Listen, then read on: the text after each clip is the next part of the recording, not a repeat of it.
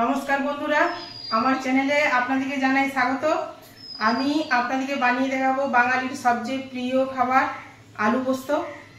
আমার চ্যানেলটিকে like, share, subscribe করে দেবেন। জার নিয়েছি, মিক্সির জারে আমি এখানে 3-4 চামচ আমি পোস্ত মিক্সিতে দিয়ে দিলাম। 2 চামচের মতো চার মগজ, 4-5টা কাঁচা লঙ্কা দিয়ে আমি এখানে পোস্তটা মেটে নেব। এখানে আমার পোস্তটা বাটা হয়ে গেল। এই দেখুন, পোস্তটা আমার বাটা হয়ে গেছে।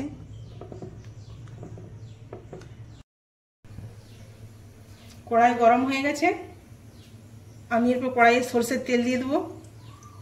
আমি এখানে 2টো তেজপাতা, 2টো শুকনো লঙ্কা, অল্প সামান্য গোটা জিরে ফোড়ন দিয়ে দিলাম।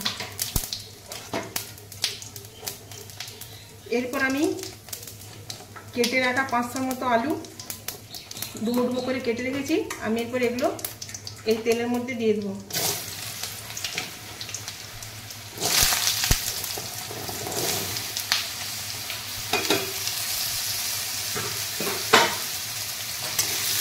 এরপর আমি আলুগুলো ভালো করে ভেজে নেব। এখন অল্প করে 1 চামচের মতো লবণ দিয়ে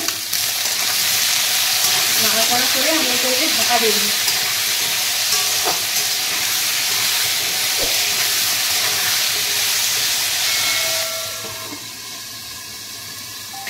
এরপর আমি আবার একবার ঢাকা খুললাম। এইভাবে আমি আলুটাকে নেড়ে দেবো। 1 মিনিট ছাড়া আমি ঢাকা দিয়ে দেবো আর নেড়ে দেবো।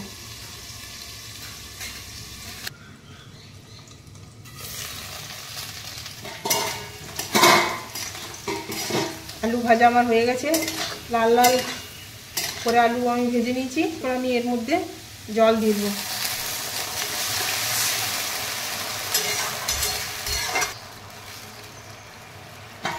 দিয়ে আমি ঢাকা দিয়ে দেবো।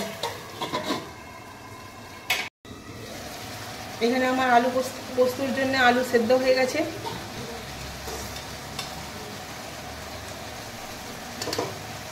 এই দেখুন, আলু সেদ্ধ হয়ে গেছে।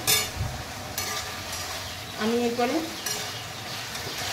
আমি একসঙ্গে 4 মগজ পোস্ত আর কাঁচা লঙ্কা বেটে রেখেছি, সেটা আমি এরপর দিয়ে দিলাম এই আলুর সঙ্গে। এরপর আমি এটা ভালো করে নেড়ে দেবো।